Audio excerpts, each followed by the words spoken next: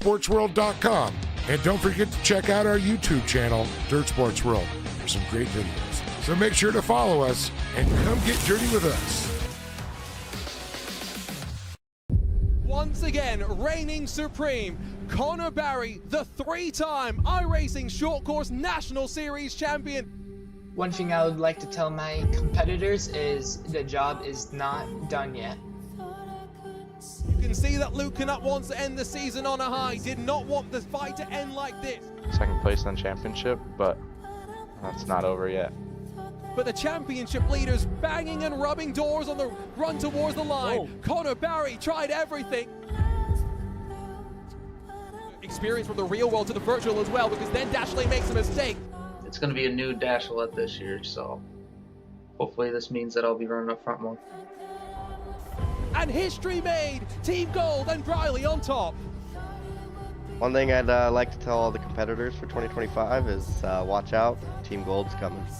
The 2-year wait for Victory Lane may continue for Keaton Swain. Winning is important. You know, I show up to win, so obviously winning is everything.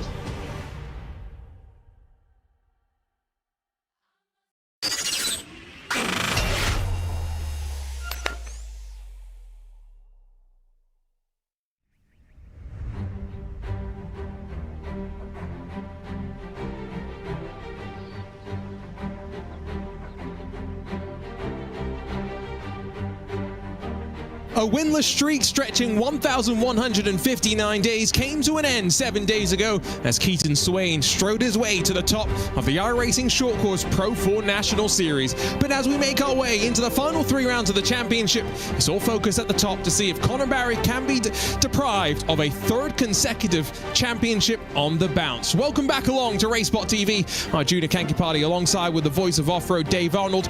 Apologies for those of you that have been trying to catch us over the last 5 minutes or so. Some technical issues. We should be dialed in and locked for the rest of the racing action as we get ready to go for qualifying. And Dave, what an exciting season it's been so far. Unfortunately, this is the final time we'll be joining us, at least until the summer.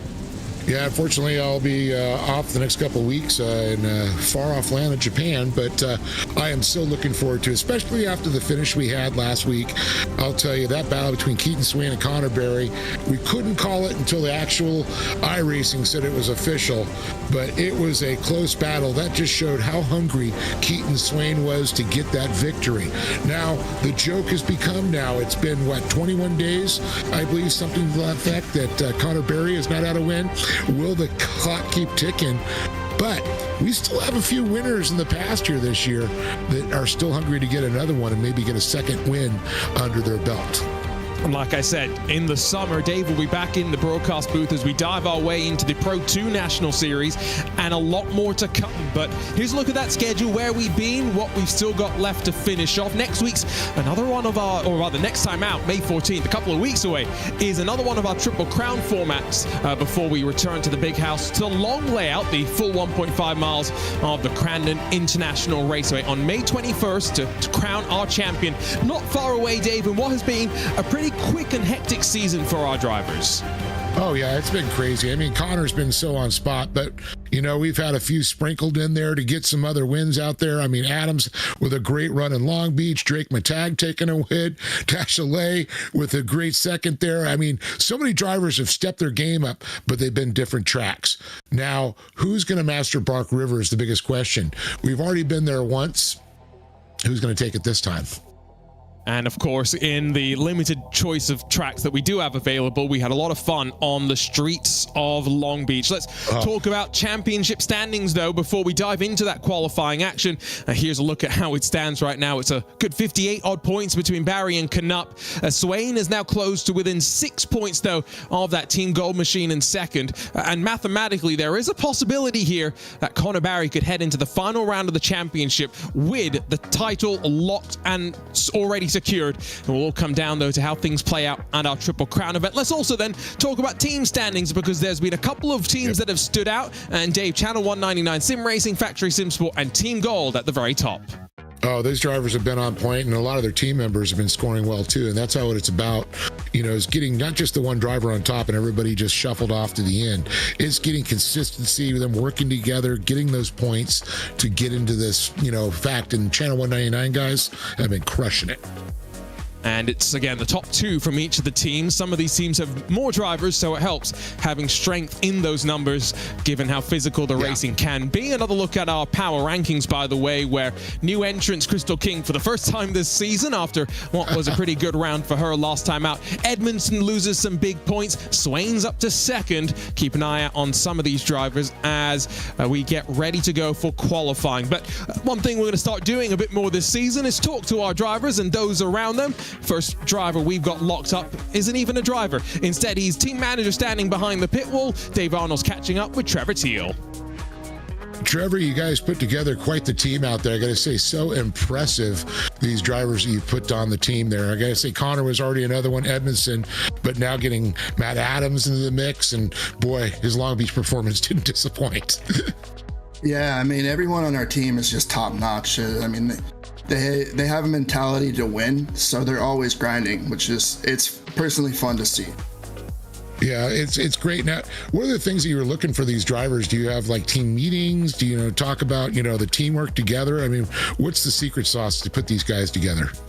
Yeah, we have team meetings and really just practicing together, putting each other in different situations to get ready for the race. It really helps out everyone. Now, I know a couple of, it's always with a race car driver. It's like, yeah, you got teammates and all that, but you always want to be on top. I mean, are there some strategies that have gone into it? We've seen it in other forms of racing, you're holding that other guy up there or anything like that going on? I mean, not so much in off-road. I feel like it's more individual, really, when it comes down to it. But I mean, if one of my guys is in front of each other and their truck's broke, they're gonna get out of the way for each other, and they're not gonna slide it in and take each other out, or at least I'd hope. But it gets wild out there, so. Driving with a little bit of respect out there, that's what's always, I'm sure that's another quality of the driver that you look for too. Absolutely, and it's like one of the top rules we have here. Well, I mean, with you guys in the points, it's looking like a good season, looking on top right now, but you still got, a couple of teams still clipping at your heels. Yeah, I mean, we have a few rounds left, and, the teams up there like Factory Sim Sport and Team Gold, you got to keep on your toes. They'll be ready there to bounce on any opportunity they can just to, get those points, so. Yeah, they definitely have some good drivers in their programs. So what's next? We're going to see you all coming out for the Pro 2s, coming up for the championships. Yep, I know that Squid Josh Edmondson's ready for that. He'll be ready for that for sure. Connor will be up to speed. Wouldn't surprise me if he wins a few, and it's gonna be fun to watch. I'm ready to watch those for sure. Yeah, there's so many drivers. I mean, you just mentioned Connor and Josh. I mean, Connor, really excels in the Pro 4s. Pro 2s might be a little thing, even though he's a real-life Pro Light driver. But Josh Edmondson, he really has his groove when it comes to the Pro 2. Yeah, for sure. And I think it comes from dirt bike racing. It feels a little bit more like a dirt bike. So, he rode back in the day and still does a little bit. He's a little bit older now. And well, right on, Trevor. We appreciate you joining us on the broadcast, and I'm going to say good luck with the points lead, the 199 team. See you later. Right on, Trevor Teal, everybody. Great to catch up with some behind the scenes, and remember, we'll catch up with a few more of our competitors through the course of our racing as well. They've just been given the command to get ready to go for qualifying, which means 4 laps, drivers out on track all by themselves. But we do know, Dave, qualifying tends to be relatively important as they get filtered off into their 4 heats, where the top 4 will advance from each of those races. Yeah, definitely. That's where you want to be. You want to be in that top 4. You want to go to the dance. You don't want to have to fight your way through the LCQs. And we've seen some of the big drivers have to go through the LCQs. That was the crazy thing about it.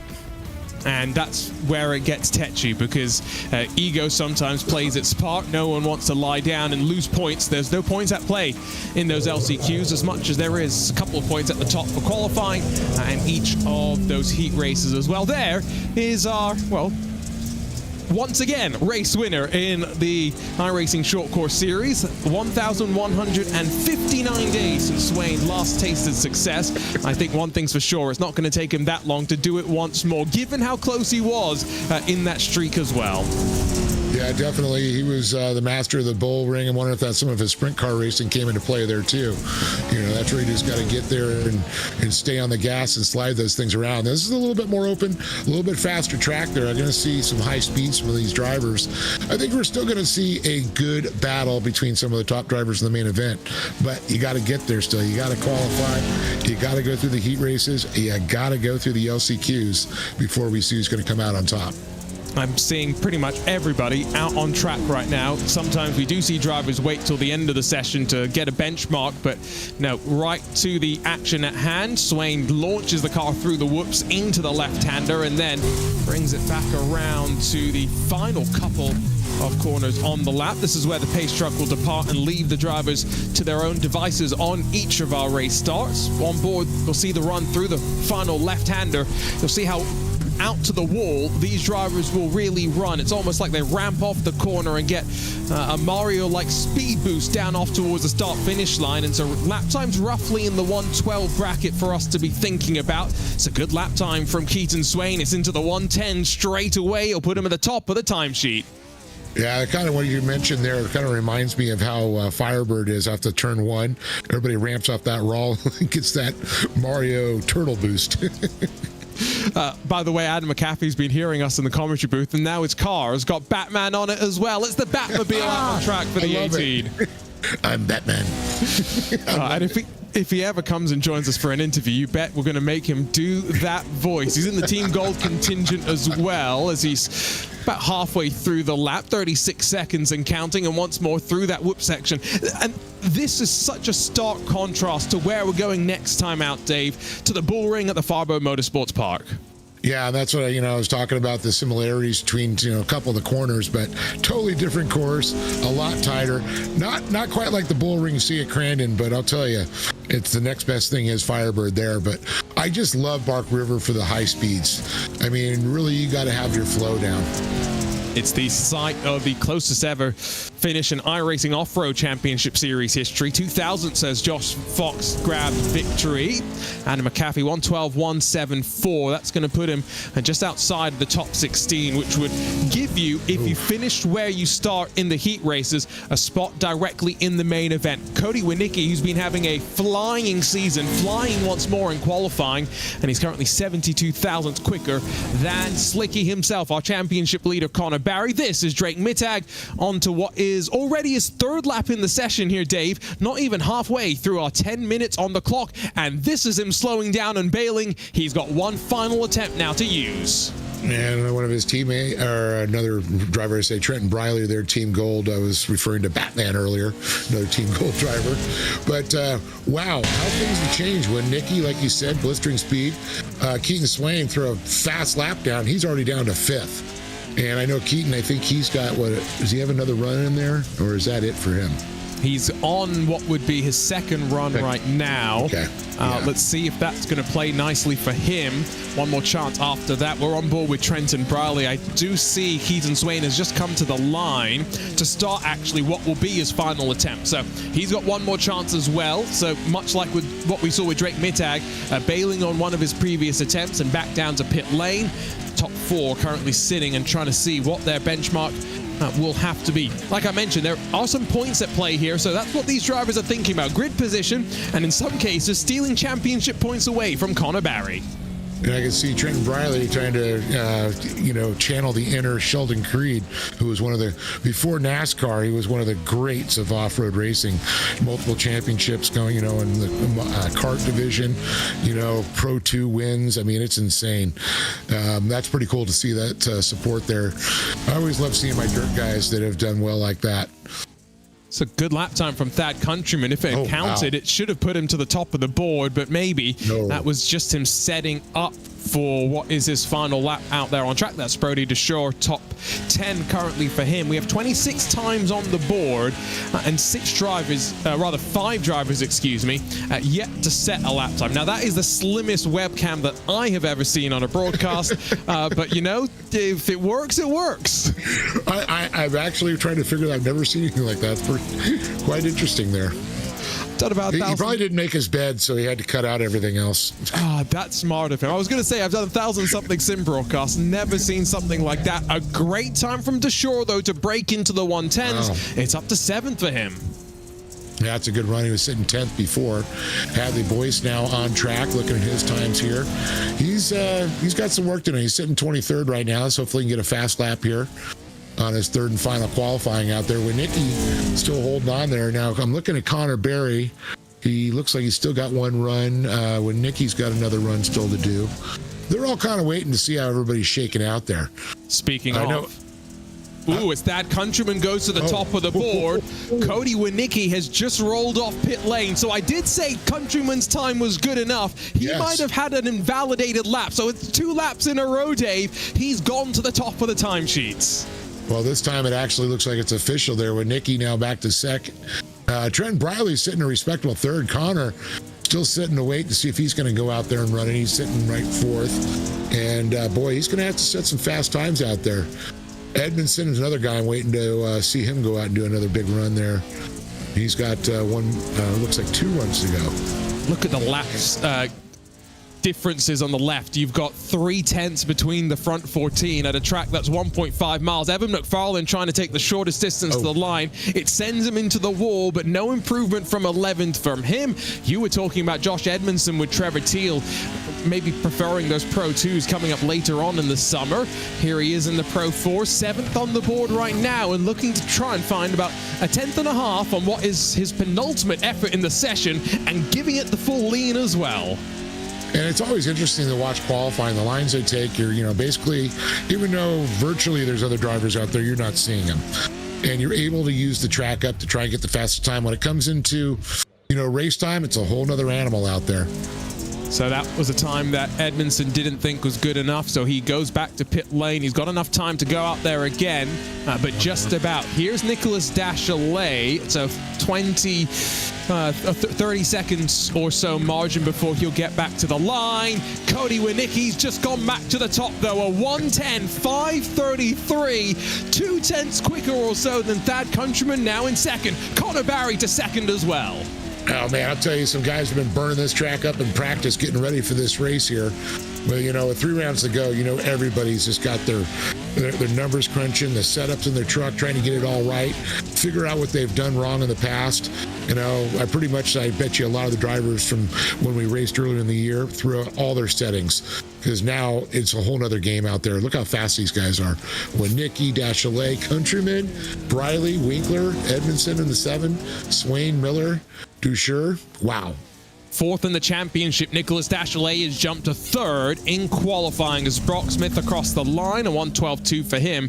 Going to see him down in 21st position. I see Christopher Plumley's on a fast lap.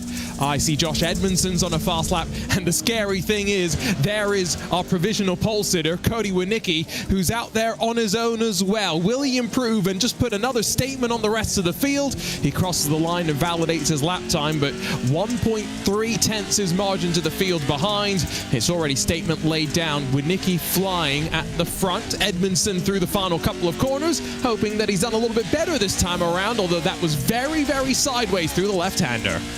Yeah, it definitely looks like he scrubbed a little speed off there. Whoa, hey, good thing he crossed that finish line there. But seeing a couple of the drivers that have popped up onto the top 16, Drapkin, Tom Grady, sitting 15th and 16th right now. Plumley still back in that 14th position, didn't do as well as he thought.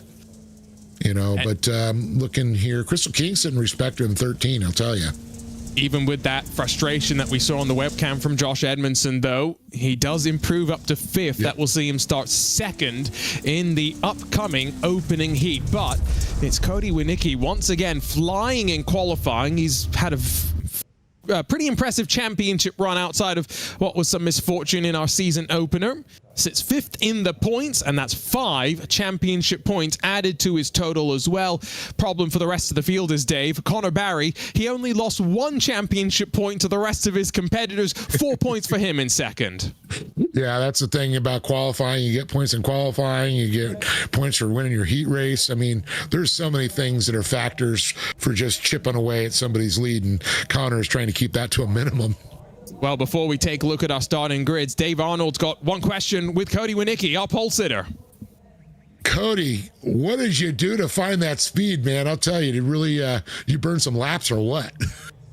I don't know. I went from a 10-inch wheel to a 13. I'm still getting used to it, but I feel more confident with it, and threw down a heater on my first lap, and I was like, okay, we'll see how everybody plays out, and threw down another one, and I didn't think I was going to beat my time, but I just kept going faster. Do you think with a larger wheel you have a little bit more control, so it's not as, you turn a little bit, it's not as dramatic as a larger wheel, or it seems a little smoother? Yeah, the larger wheel, you can turn up the power on this thing and get more of a feel and less oversteer and understeer. Oh, that's interesting. Well, I got to say, you made it to the top. Let's see how it's going to shake out for you in the heat races, man. You just already got the momentum. Yes, sir. Thank you. All right, Cody Winicki, man, top qualifier heading into this. Apparently, we just need to change our steering wheels. If it was only as simple as that. Let's dial a look at our starting grid. Remember, 4-lap heats for us today.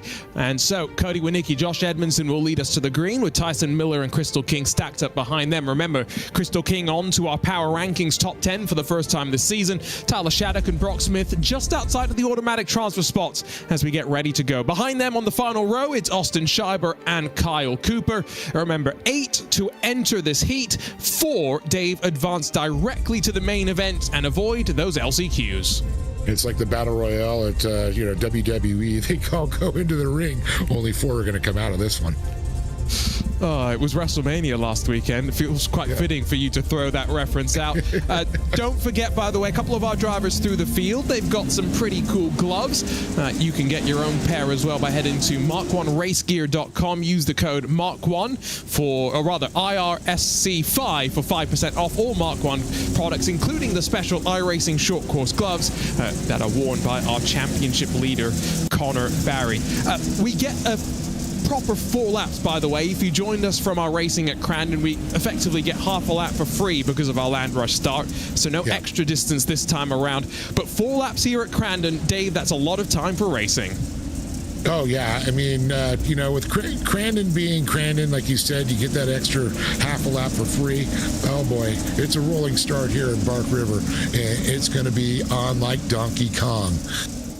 Does mean the invert as well is going to be slightly more important when we get to that main event, but we'll talk about that after 4 heats and 2 LCQs. There's lots of racing for us to pack in before we get to our feature race, the competition caution, and all that will come with it. On the front row, Cody Winicki and Josh Edmondson. Edmondson's going to be on the outside as they run up towards the opening corner, and so you can see him right now using that virtual reality, I have no doubt, trying to spot when the pole sitter's going to jump the action. Another great qualifying effort from the Impact Speed Sport driver of Cody Winicki, and off and away we go. Will Edmondson be challenged by the Terminator Tyson Miller? Slams the door shut, single file from the top 3 down through the opening corner.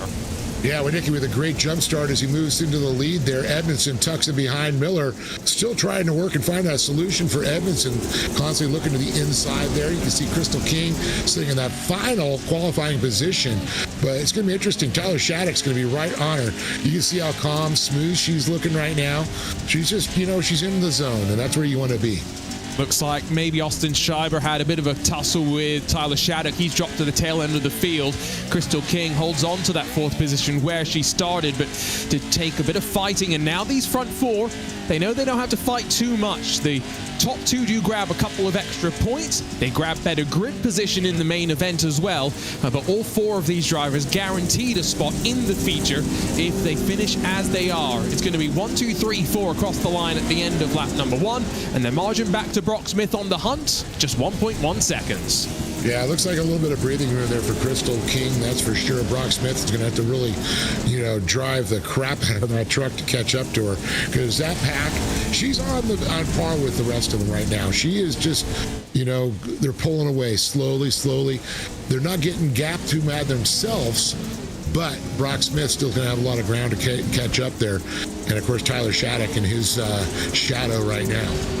Something, Dave, that's always kind of boggled me is, when I talked to some of these drivers initially when I was new to the world of short course, they would talk about Bark River with the blue groove most specifically. The blue groove meaning when the drivers go over the track, they're running rubber onto the surface underneath them and moving some of that dirt off of the racing line. Now, given that this track is so long, you would typically expect that maybe there's less usage compared to one of the shorter tracks like a Firebird. What is it about this place that makes a blue groove so significant? I think it's the higher speed you carry through the corner. The higher the speed, the higher the rotation, the more rubber you're going to lay down. It just, comes to friction, and that's the biggest thing. And you can already see it starting to lay down a little bit there. You can see the high speeds that they go. They're always got a little bit of drift to them, so that means that they're, going. These tires, in the past, they were always a project tire, and they're a lot softer compound than a DOT tire. In the real world, they're running DOTs. The blue groove doesn't go down as much, but you still get it. And that's the thing, going from project. I think that iRacing possibly modeled it off the original project tires, where you do lay down in the past a lot more rubber on the track. Gotcha. That's a slight slip there from Tyson Miller over the jump. It's going to allow Crystal King to close back up, who had slipped up slightly and made a mistake and dropped back a couple of truck lengths. But now 1, 2, 3, 4 compress up once again onto the final lap of the race next time at the line. And really haven't seen too much action, but don't worry, Bark River doesn't tend to be short of action, especially when we head off into those LCQs, which are increasingly physical. They will be 4 laps in length, only the top 2 to automatically advance to the main event. Everyone else will be done for the day. There is the Terminator, Tyson Miller. Very lucky he didn't get spat off the track after a slight slip up over one of the jumps. Yeah, that's very lucky that he had there. Crystal King, though, with her mistake, was allowing Tyson Miller a little bit of, I'm going to say, an area to mess up. But, talk about getting a little out of shape there. Tyson Miller, man, that thing was just up almost on the bike there. That was very uncomfortable, but, that's why these drivers are out there and we're in the broadcast booth, because they're used to that discomfort. And one of the benefits of the sim world as well, compared to the real world, I'm sure, especially when it comes to short course racing, just the number of laps you can do.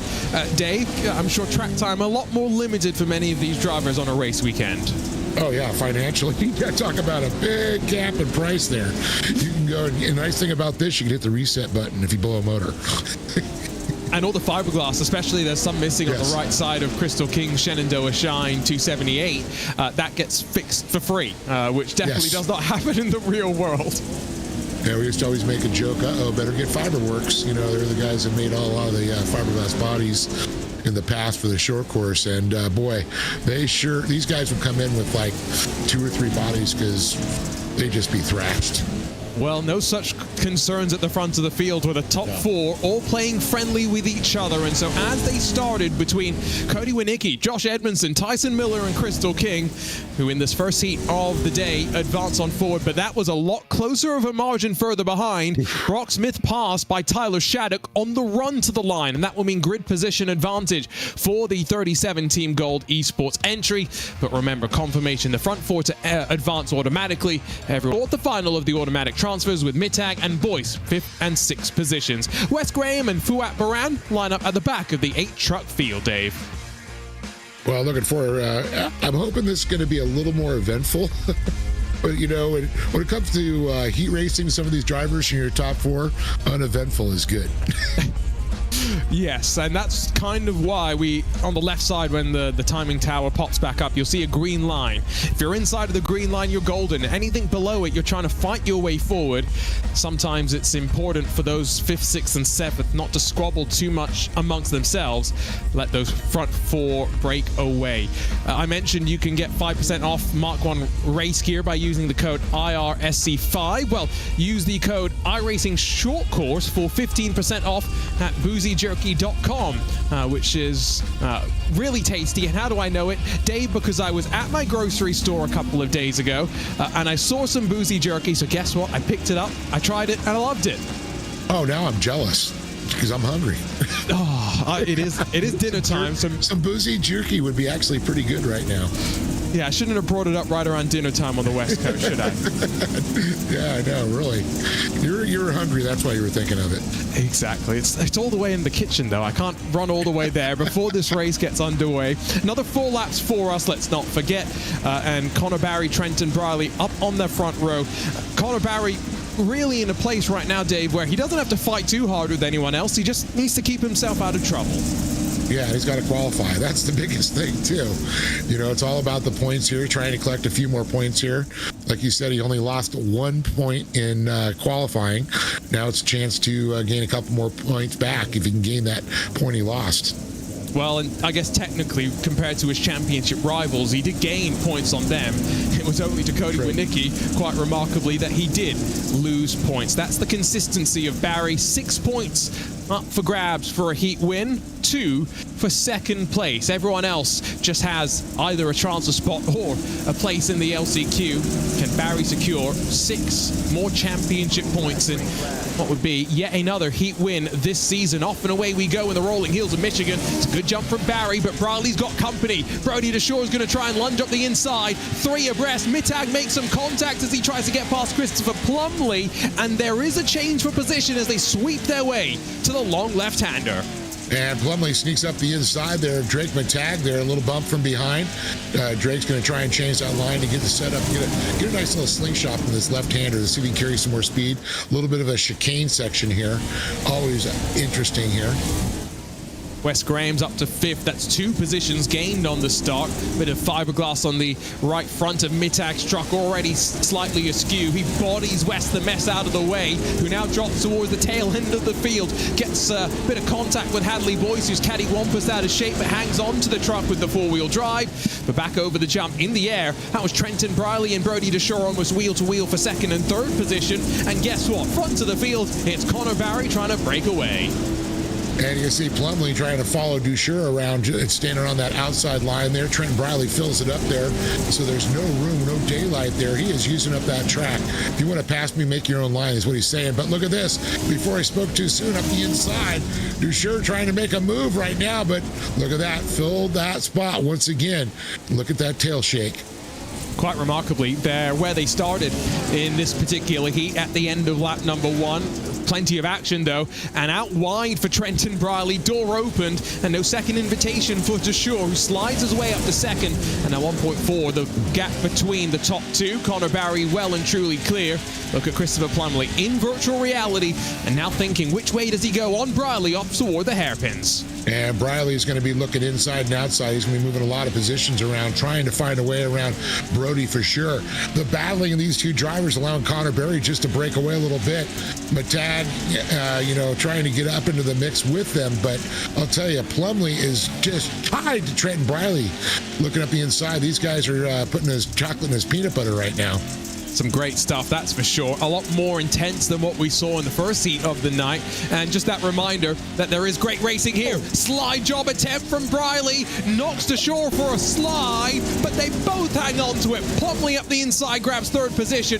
Mittag, Boyce, and Graham all in the equation as a result of this argy-bargy. 2 more laps left to go in heat number 2. Incredible how Trenton Briley kept control of that machine there. He was just on the ragged edge. Still in that qualifying position, but a beautiful move by Plumley looking up the inside to sure. Also with some great speed as he made that pass. Man, I'll tell you, this is just getting exciting. A lot more action in this heat race than the last one. That is for sure. Trenton Briley a lot calmer than I would be behind the wheel. A driver that is 9th in the championship. Last time out was his best point scoring round of the season so far. That was not a great exit from Plumley. Not quite sure how he slowed himself off the corner so significantly. And maybe he was just allowing Briley to retake that position so he could slide back up the inside. A bit too aggressive behind there. Door to door as well. Mittag and Boyce, some great racing. Remember though, 1.5 miles left to go at the line. Yeah, it's still a little bit of lap time here there for Briley, and Plumley still a battle Mittag. He's in one position. He's trying to look for a little daylight. He sees these 2 dicing. I think he's hoping that they're going to tie up just a little bit and allow a little bit of daylight for him to slide up the inside. You can see that COD, Custom Off-Road Designs, on the hood. It's their fabrication company. can also see one of the medals. Drake Mittag, a winner earlier this season. That's what all of our winners get this year. That's such a cool thing to commemorate the effort put in to reward their success here in the sim. That gap at the front of the field, 3 seconds the advantage, Dave, for Connor Barry. Yeah, Connor's just like, keep battling back here. I'm good. I'm just going to run away with this one.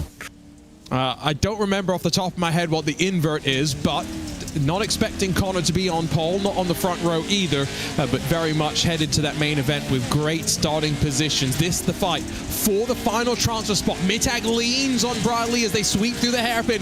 There's only a couple corners left to go. Bradley's in a good spot. Can he hold on? Yeah, Mittag pushed a little bit up the inside here. It's going to be a drag race.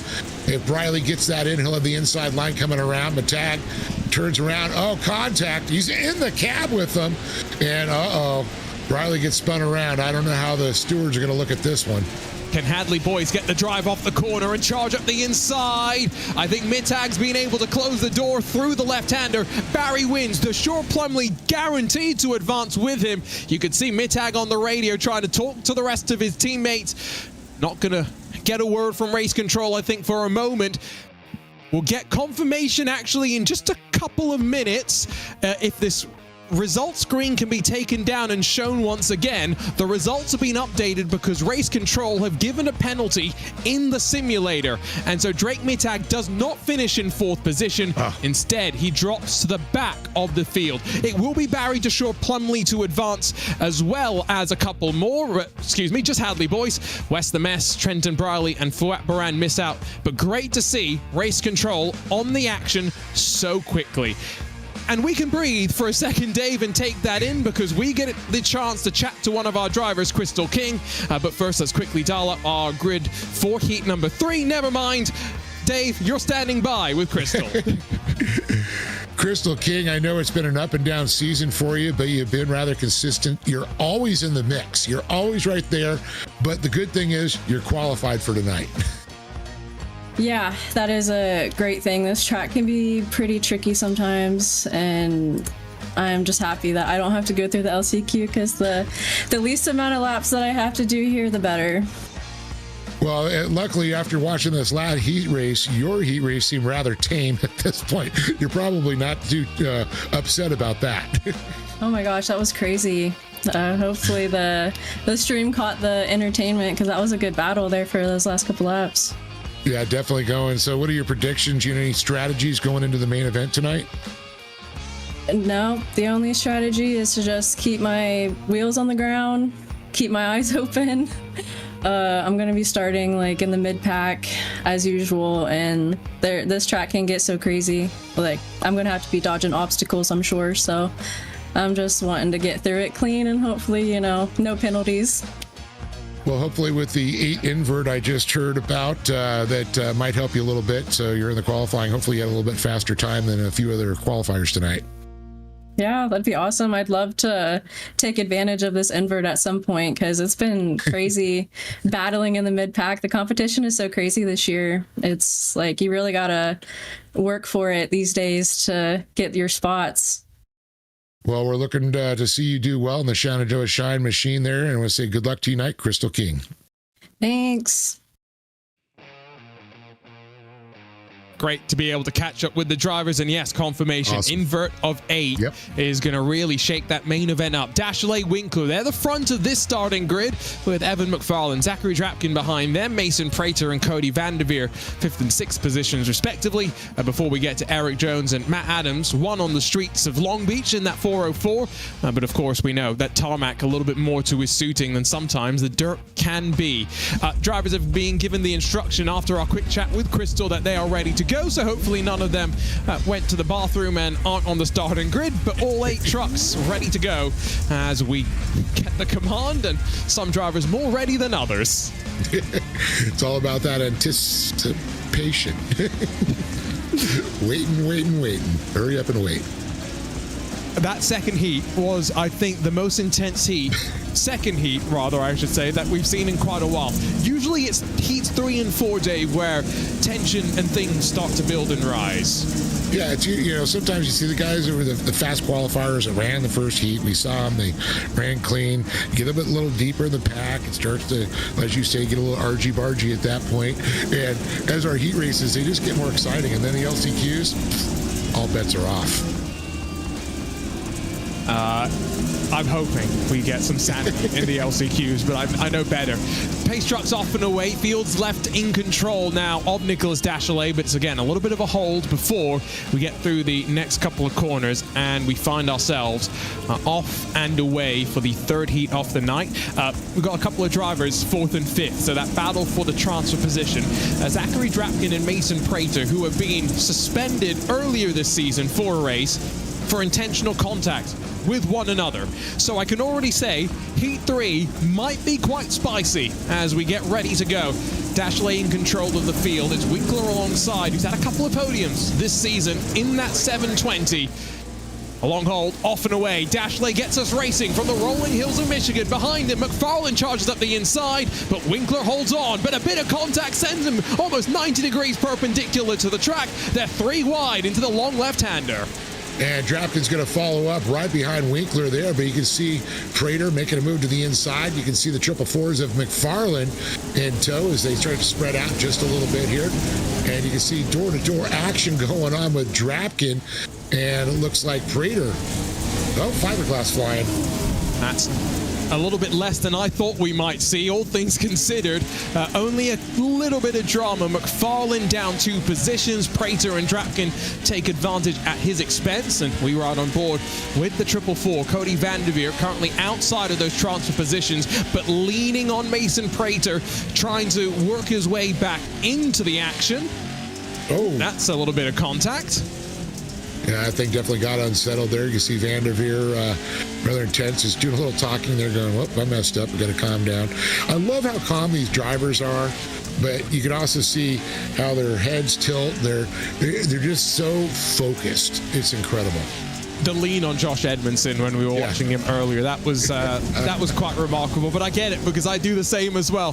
McFarlane's looking the long way around on Mason Prater. He switches back to the inside if he holds the position, but he does not. There's a shove to the back as well of the number 3. This is really dragging them off the case of those front 3 machines starting to break away. Zachary Drapkin in the 56 red line. All trucks probably smiling and watching this in his rearview mirrors, because still contact as they slide their way towards the jump, and around the outside. Can Cody Vanderveer make this work on Mason Prater? And you can see up the inside, the 444's McFarlane now gets by. They split the uprights there. You can see Vanderveer slides back to the inside, trying to make a move right now on Prater. Vanderveer gets by Prater side by side for just a moment. He's going to have to push these guys wide. They're going to come into the left-hander here, and he's going to try and establish position. But unfortunately, Prater will have the inside line going through the chicane. This is a great fight. All it's doing really is costing them time and ground to those front 3. So it's 3 fighting for one of our transfer positions. The rest going to be headed to the LCQ. That's great, though. Slide job up the inside from Mason Prater. Expends a little bit more fiberglass, but holds on to 4. 2 laps left to go. These drivers now 3 seconds behind the front 3. Let's see if Matt Adams can get into the fight here. He's making a big run right now on Vanderveer. You can see in the 159 machine, McFarlane right in front of him.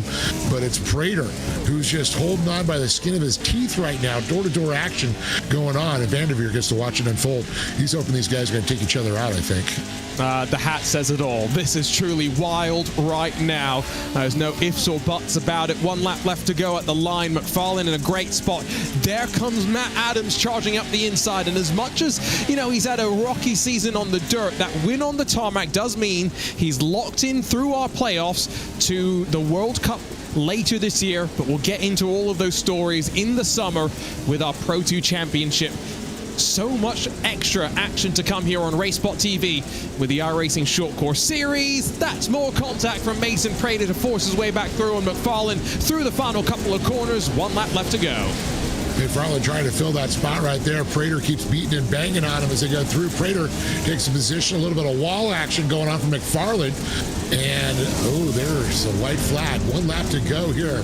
Can Prater hold on to that final qualifying position? He's got 3 hungry dogs coming after him. That first corner might have helped him slightly. McFarlane and Van der Veer, the battle in and amongst themselves might have cost them. McFarlane picks the speed back up, closes to the bumper, and it is going to be last chance saloon. Eric Jones is on pit lane. He was involved in contact a couple of laps ago that saw him require the truck back down to pit road. A couple of hairpins left for these drivers to force their way through. It is going to take some contact, you'd feel, at this point, Dave. Oh, definitely. Prater's going to get a whole lot of McFarlane coming up on his back porch here. Looking on the inside there, you can see Van der Veer now 3 wide coming around there. And you can see poor Matt Adams is sitting there watching in the catbird seat. Can't do much of that point. McFarlane with a heavy lean right now. You can see Prater find his way back. McFarlane to qualifying position. Here comes Matt Adams up the inside. And they're leaning on him. Oh, my goodness. Trying to take advantage of all of it. Dashley, Winkler, and Drapkin, they're unaware of this craziness. McFarlane shoved into the wall. Adams, he's into the wall as well. And so Mason Prater, through all of that, the seas part, and he grabs a spot in the main event. Oh, my goodness. It was Moses and his staff spot in the Red Sea there, that's for sure. Oh, yeah. 4 guys qualified. Nick Estachelay, Sean Winkler, Zach Drapkin, and oh yeah, Prater with a great run. Boy, I forgot about those other guys. I was more worried about Prater, Adams, McFarlane. That is wow.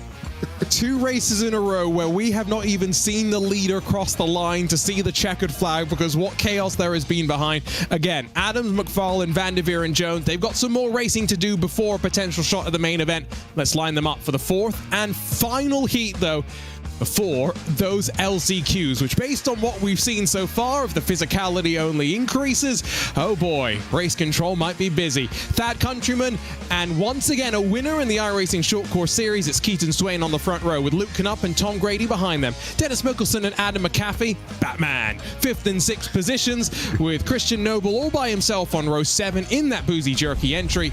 Aidan Irvine, as ever, in race control, keeping things calm, and already has been called into action relatively quickly. Let's not forget, in our second heat on the night. So a big thank you to our team at Race Control, Dave, because they have the most thankless job in all of motorsports. Yeah, I know. I mean, you're friends with a lot of these guys, but boy, you got a tough job there. You got to watch them like hawks there. And you know what? These drivers have gotten so much better over the last couple of years. I'm so impressed with them. But every once in a while, they're race car drivers. That's all I got to say. An elbow's got to get thrown.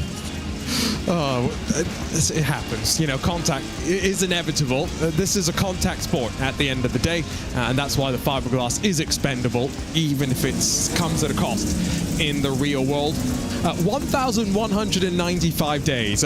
Dave, we can bring it up now plenty, because the streak's come to an end, and he's finally a winner once more. Oh, yeah, I know. Well, I mean, wow, that was shocking to know that he went that many days without a win, especially Keaton Swain. He's been such a juggernaut over the last couple of seasons, and then, wow. But, you know, sometimes, what do they say? Sometimes you're the bug, sometimes you're the windshield.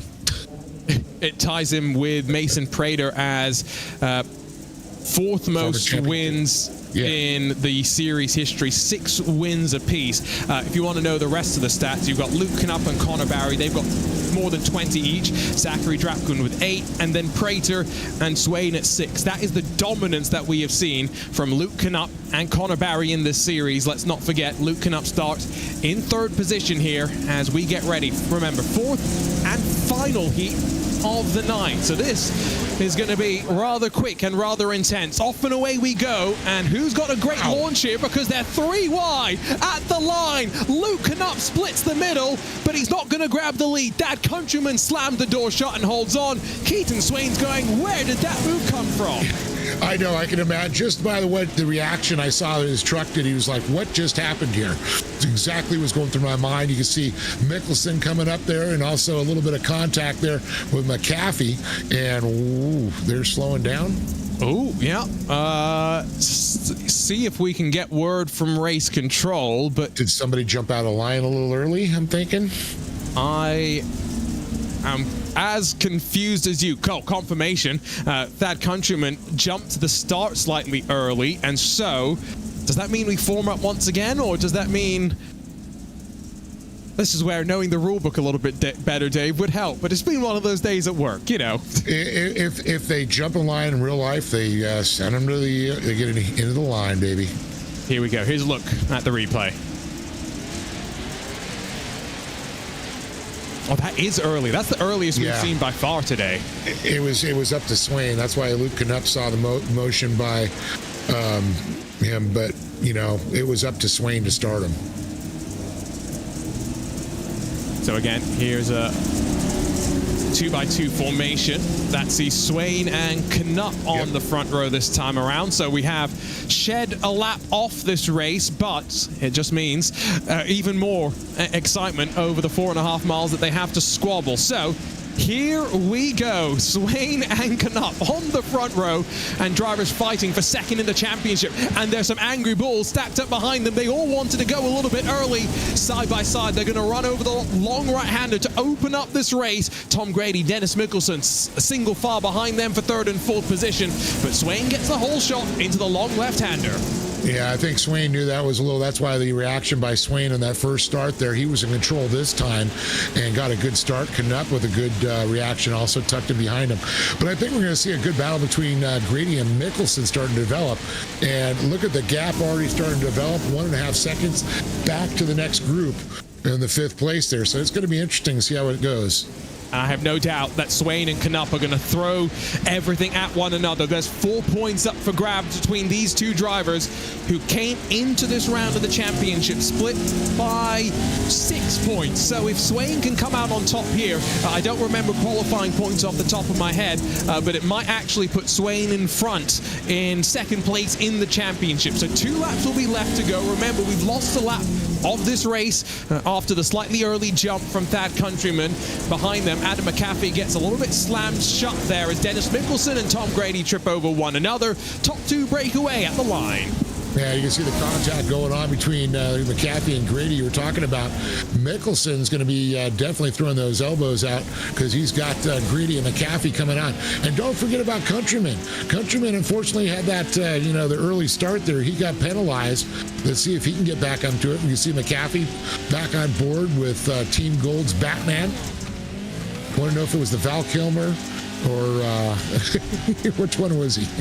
It wasn't an acceptable era of Batman was the question. That Countryman, let's not forget, did qualify 4th in the qualifying session, so he is fast. Don't count him out by any means. I fully agree with what Dave is saying. These drivers fight over the final transfer position. Adam McAfee gets a bit of contact from Grady in the factory SimSport 535, retakes the 4th position. Swain has re-established himself in the lead, and with quite an advantage as well as we get ready to hop on to the final lap of the heats in this 8th round of the championship. So he's looking pretty hungry, pretty feisty, and looking like he wants to return to victory lane. And you can see fiberglass flowing right there, went through McAfee's face as he saw Grady starting to shed some weight a little bit there. The white flag's out, 1 more lap to go, but it's Keaton Swain and Luke Knupp who's been battling there.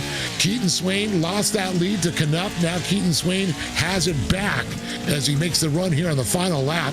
And you can see McAfee right now just seeing that last qualifying position.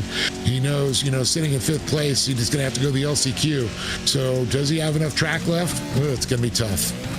The word, by the way, from race control was Luke Knupp actually had a slowdown from iRacing. That's cost him some time. What it is going to mean, though, Dave, is that he will lose some championship points to Keaton Swain, yes, but by finishing 2nd in Heat 4, he would have lined up 8th without the invert, but we have an invert of 8. So guess who lines up on pole position for our main event about to come up in a few moments' time? It's Luke Knupp. So it's not the worst thing in the world to finish 2nd in this particular heat. No. Continuing his winning ways at the front of the field, Keaton Swain, Luke Knupp, Dennis Mickelson, and Tom Grady will make it through to the main event directly, but we've got some LCQs yet to come. No, it's going to be on. I'll tell you, these LCQs I'm looking forward to. There's some, fast drivers that we expected to be up in the qualifying out there, especially, with Matag. And, it's like, wow. But not surprising, Keaton Swain. Oh my goodness. Oh my days. Drama on the run to the line, Dave. Tom Grady, some contact between him and Adam McAfee. McAfee gets a penalty for that. And guess what? After jumping the start, that countryman back into the main event, but he had to do it the hard way. Tom Grady, Christian Noble, Adam McAfee, and Aidan Irvine, of course, in race control, controlling all the action, getting ready for our LCQ. But before we jump into all of that, got another interview. Dave Arnold standing by with Wes Graham. Boy, Wes, how you doing, man? Another great night here in iRacing. Yes, sir. Doing well. How about y'all? Well, it's a great night. I'll tell you, you guys have definitely had some good racing tonight, and a little contact there, a little rubbing is racing, I guess, huh? Oh yeah, that's always a thing here on short course. So we're just lucky enough. There was a late DQ there at the end of our heat, and we're sitting pole for the second LCQ. So I got my work cut out for me for sure.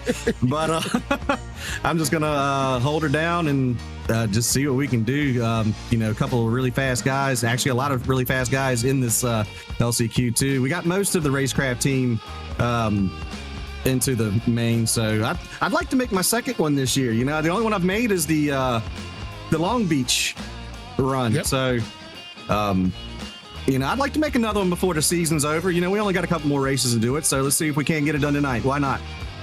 So to go to the dance when you go into your LCQ, you're sitting on the pole there, man. How wide are your elbows going to get going to try and protect those positions?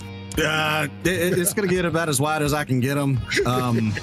We're making last minute setup changes, and Sean and Cody and Zach all helping us in the Discord call right now, and we're just ready to see what will happen. I mean, we only need to get first or second, so hopefully everybody else starts getting a little aggressive behind us, and we can just sail away, a little scot-free. Well, I got to say good luck to you in your Racecraft Academy and sitting on the pole in the second LCQ. Yes, sir. Before we get there, we've got the first LCQ, where Tyler Shattuck, Matt Adams front row, Brock Smith, Evan McFarlane, Kyle Cooper, Cody Vanderveer, and then Austin Schreiber make up the 7 that will enter. And like Dave called out with Wes, 2 to advance directly forward. So this is where we expect the contact to become even more pronounced. Oh, definitely. And I'll tell you, there's some hungry drivers there. Shattuck, he's been really shooting for this one. Matt Adams, boy, he just wants a little redemption on the dirt, I think. Especially after taking Long Beach there. But Brock Smith, he's seen a main, but now he needs to see another one in his hometown. He grew up at this track. This is his favorite track, and I know for sure he's chomping at the bit to get a qualifying position. That's final opportunity for these drivers. There's no points up for grabs by any means. Nope. None of these drivers necessarily inside of championship fights right now. The highest placed of them is Cody Vanderveer, 14th in points, so it's not had a terrible season by any means. And remember, if they did have any damage on their trucks from their heats, benefit of iRacing, fiberglass being fixed for free, trucks being reset to factory fresh conditions. Gotta love that. I'll tell you, that's going to be definitely for sure one of the coolest things that I think iRacing said, oh yeah, it's not a video game, but it's like a video game and you hit the reset. So Tyler Shattuck, Matt Adams front row, Brock Smith, Evan McFarlane, who can be quick, just not always had the luck this season. Austin Schreiber's got the most work to do by himself on the 4th and final row. They'll head through the long left-handers and head back off to the line. And already, once we've seen today, a driver caught slightly off by procedure at the start. So Shattuck being a bit careful, going to wait as long as he can before back underway we get the first of the LCQs. And a good jump from the 37. Brock Smith charges up the inside to try and take that spot away from Matt Adams, but on the outside, Adams pushed off into the grass and he slides down to 3rd, fights with Evan McFarlane. And you can see Vanderveer, we saw him also getting a little pushed out there. He falls back all the way to the last position right now. Matt Adams fought his way back up to 3rd, getting by Schreiber, but it's Shattuck and Smith. But you can see that Adams, Smith are going to be battling it out here. can see Adams going to have a lot of footsteps behind him with Schreiber, Vanderveer, Cooper, and McFarlane. Pretty sure McFarlane got quite lucky there. He went through some objects on the sim that aren't there in reality. He could have been a lot more unlucky with that. Matt Adams back past Brock Smith, who got cattywampus on the entry into the hairpin. And so Tyler Shattuck said goodbye to the rest of the field. Smith almost run off into the gantry, but he holds on, slides back into the queue in 5th position. But remember, these are everyone else now, apart from Tyler Shattuck, left to squabble, to fight over one spot in the main event, unless Matt Adams can close the advantage to your race leader with 3 laps left to go. And definitely we can see McFarlane trying to make a move up the inside of Brock Smith here. McFarlane gets by just for a moment here as Brock Smith gets sideways again and regains control. Nice way to work the wheel, straighten his machine back out there. You see he's dropped back to 6th place now. Schreiber trying to get a run there. It looks like Brock, though, his setup or something's wrong with his truck. He's flying the nose high. Truck's getting a little loose out there. Being quite aggressive, I think, today as well. Maybe his... Oh! Speaking of aggression, add at least 4, 5, maybe 6 to the flip counter. Oh, and poor Cody Vanderveer. At least he's laughing about it now. Man, that wasn't only sideways, it was end to end, too, man. He got all axes covered. Oh, that was spectacular. You get the 10 on the judges' scale for the flips, but unfortunately suboptimal in terms of racing. The gap now increases, though, between Matt Adams and Austin Schreiber as a result of that incident. 2 laps left to go. Top 2 looking comfortable. Yeah, after that one, I have to sell some sponsorship on the bottom of Vanderveer's truck so you can read it. That's now prime real estate opportunity, unfortunately. Yes. Let's see. McFarlane's not far off the back of Austin Schreiber as well, who I did say he's got the most work to do. He's up 4 positions in this respective race so far. All it's going to take is a couple of slip-ups for the 404, and it would be very much game on, race on. That gap's down to under 9/10 of a second. And it looks like possibly a little net coating there. We can take another look at Vanderveer's roll up and over, splice the truck, and off to the pits he goes. 10 out of 10. The benefits of the sim is that we can spool up as many replays with as many different camera angles as we want and not feel bad about it because no one was in that car to feel the impacts of what would have been a rather hellacious and a long-lasting crash as well. That seemingly went on forever and ever. I did say the gap would come down. Austin Schreiber's trying, but I don't know if he's got enough time. Got 1 lap left to go when we cross back to the line. Yeah, I'll tell you, in real life, boy, it's rather mind-blowing the safety that these vehicles have to see drivers get out and walk away.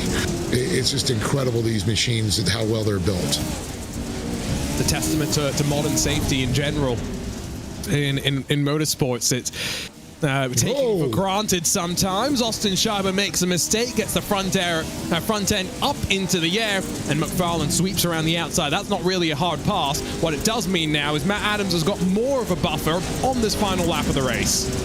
Yeah, it's kind of crazy when you see these trucks thing, because, gyroscopic effect goes into play when these trucks drop. If you too much throttle, the nose lifts up. You hit the brakes a little too much, the nose drops down. So you can use the wheels to kind of fly these machines. That's the way they work. And sometimes, boy, I tell you, you got to leave that throttle. You leave that throttle down a little too long, it can bite you. Sweep their way through. On board with 4th position, so Schreiber not really thinking about the opportunity as far up the road as Matt Adams is. And so, top 2, as they started this first LCQ, we've seen some chaos, some carnage. It involved a truck going end over end, but as Cody Vanderveer watches from pit lane, it says Tyler Shattuck, Matt Adams will advance to the main event. A little bit closer for 2nd and 3rd than I would have been comfortable with. Adams will just about hold on. McFarlane, Schreiber, Smith, Cooper, and Vanderveer are done for the night. And there's Brock Smith riding off a truck. Here's a look at the race results. Shattuck and Adams, 1 more go for them. Everyone else will see us in a couple of weeks' time for another Triple Crown event from the Firebird Motorsports Park. McFarlane just punching the fastest lap of the race, though. A reminder of what he's capable of. Remember, Weston Mess starts to the front of LCQ2. He's got Tom Grady alongside with Briley, Noble, Row 2, Baran, McAfee, 5th and 6th positions, and then some heavy hitters on the final row, Drake Mittag, Eric Jones, work for them to do from the back of the starting lineup, Dave. Oh, definitely. Some of the big team members that have to fight their way out of this last LCQ. You know, seeing the Team Gold, teammates there. Of course, Trenton Briley's got a lot of dirt to be made up, and there's Batman. You can see that machine right there. We're going to have to get him to get his VR blacked out, too. You won't be surprised to hear, by the way, that Trenton Briley was requesting some reviews of the contact that he had in his particular heat on the final lap. Let's see what he's able to do from third in this second LCQ.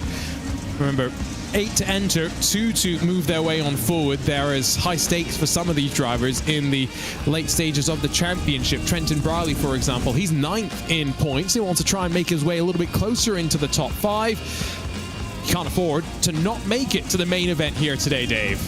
Yeah, definitely. I mean, being in top 10 is great, but top 5, with the talent that we have out there, just shows that you're a player. You got game, basically. And after this, only 2 more rounds of the championship in these Pro 4 machines with the 900 odd horsepower that they have going through all 4 wheels. Later on this summer, we will get back underway with the Pro 2 National Series. That starts October 1st, so maybe not the summer. It's quite a few months away, but we've got a trip to Firebird, a trip to Bark River, Watkins Glen, Wild West Motorsports Park, and Crandon, all building to the World Cup at the end of 2025. So much to look forward to, as much as the summer might be a bit devoid of sim short course action. That's a beautiful looking livery on the 946, the Boozy Racing entry of Christian Noble with the bull on the front of it. I want some jerky. I want some Boozy jerky. Again. Green flag, green. Marketing works as we get underway, and we're distracted from the action for a moment, but Wes Graham holds on to the lead. Slip and sliding goes Noble behind, and Fouad Baran in the APV Simulators rig thrown around as they enter the long left-hander. Yeah, Graham had a great run. Being out front, that's where you want to be. But Trenton Briley's moved from that 3rd spot up into 2nd right now, getting Grady back. You can see a great shot there of that Preve simulator that Fouad has. Man, I'll tell you, how cool is that?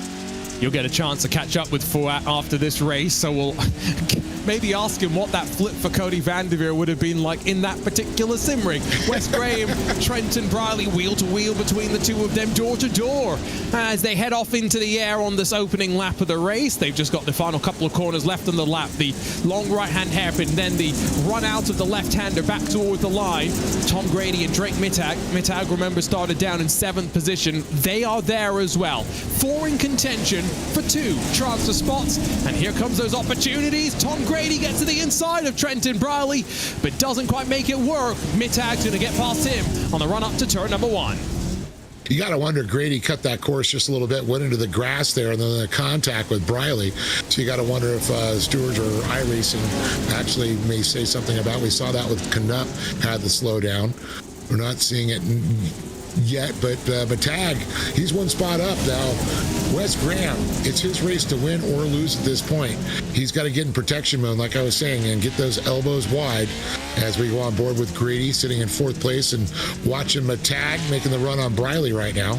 I think I can confirm, by the way, Tom Grady did have that slowdown. He's finally been able to clear it, and so has to now gather himself back up and attack from 4th position. We know that Drake Mittag is very, very capable, as already having entered victory lane once this season. He's down in 18th in points, and it's because sometimes he gets into these situations, into an LCQ, and he's got to be careful now because he's up into a transfer position. A bit of contact to get past Trenton Briley, who's surely thinking about returning the favor. Be careful not to make contact with Wes Graham as well, back towards the line. 2 laps, 3 miles left to go.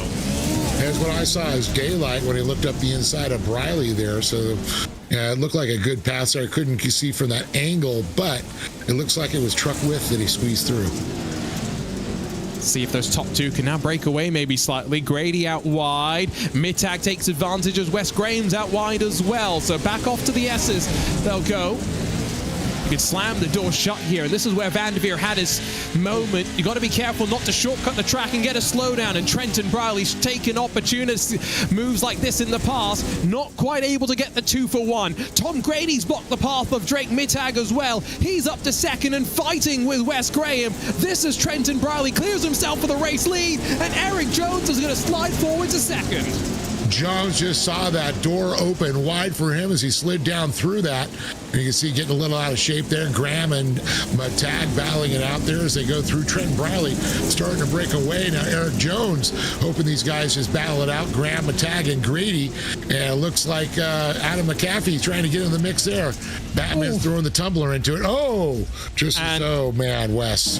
That's a grind that Tony Hawk would be proud of, but it shed so much momentum off the truck that Wes the Mess has ground to a halt. One more lap to go, and Eric Jones clear of this fight behind between Tom Grady and Drake Mittag. Can Briley and Jones hold on the final lap of the race? Yeah, that's going to be the question there. Can Grady, and look at Mittag, though, he's fighting it way back deep there.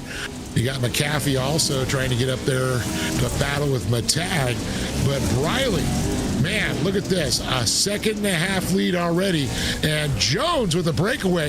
Is this the first time that Jones is going to qualify? I think it might be. That's a very good shout. This is what I was saying with Drake Mittag, though. You put yourself in these opportunities, even if you're quick enough to win the lottery that is an LCQ, Dave. It's just a situation that championship contenders keep themselves out of. Yeah, I agree with that statement 100%. Sometimes you can be your own worst enemy.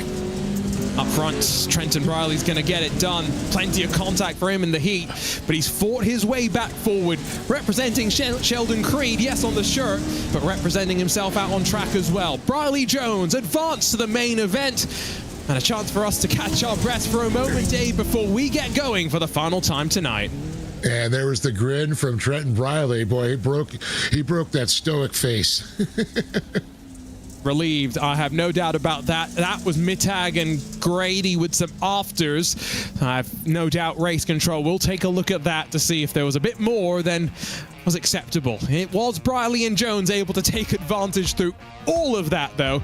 And we say goodbye. Grady, Mittag, McAfee, Noble, Boran, and Wes Graham. He'll be frustrated, to say the very least. I did mention, though, we've got a couple of drivers that we want to catch up with before we go racing for the main event. And we don't have long. We have only 3 minutes before they get gridded up. So let's see who we can catch up with first. I believe we're going to catch up with Fouad Baran first in that APV Simulators machine. But I'm just waiting for him to be brought into the booth with us so we can have that chat. But Dave, some good racing so far, and the main event only surely going to be even better. Well, I told you that the LCQs weren't going to disappoint. These were some good LCQs. Definitely some nail biters for a couple of the drivers. And boy, some shockers of some drivers that didn't qualify. I was just blown away that we didn't see Drake Mittag make it to the main event. But I'll tell you, man, Jones earned that one for sure. We were hoping to chat to Fouad Baran and talk about that sim rig, but unfortunately does not look as though we're going to get that opportunity to. So instead, I tell you what, we still want to catch up with a driver. Let's see if we can instead catch up with Luke Knupp, who's going to be starting on pole position in our main event coming up in just a few moments' time. So just wait for Luke to be brought into the broadcast booth for us, and then we will have that chat with a driver who, let's not forget, comes into this round of the championship second, but it's very close between him and Keaton Swain. So let's go ahead, catch up with Luke Knupp. Dave Arnold standing by.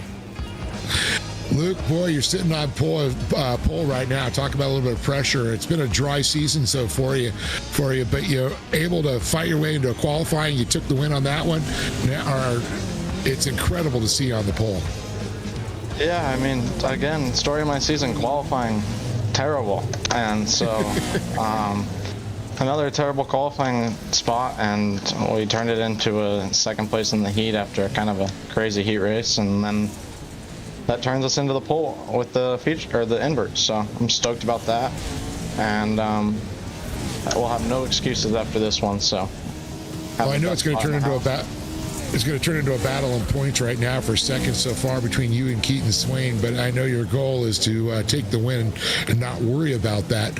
Any strategies in this main event that, being on the pole? I mean, talk about having a target on your back. Just got to hit my marks. It's a hard track to pass at, thankfully. So hit my marks to make no mistakes, and hopefully everyone behind me gets into some battles. So just key is getting good starts and making no mistakes. Well, that's one of the things, being up front and, you got fast drivers, it's hard to pass on this track. Are you going to run it like a qualifying run, just use the track up, or, are you going to get into a little blocking mentality too? Hopefully not blocking, hopefully just pulling away. And if I do have to, I'm pretty confident in blocking. It's usually one of my strong suits, so I'm excited fill for the hole. Fill the hole, right? Yeah. Well, Luke, I got to say good luck to you tonight, sitting on the pole. Luke Knupp, Team Gold Esports, man, they're in the top 3 trying to make a run there for the team championships also. And the word from Connor Barry, he's coming. That's what I got told. He'll start up front, though, will Luke Knupp, trying to close the margin on Slicky, the championship leader. He's got the impressive Sean Winkler, no other word for him here in 2025, starts 8th in the championship coming into the night. Brody DeShore, Josh Edmondson, row 2, with Keaton Swain and Nicholas Dashley behind them.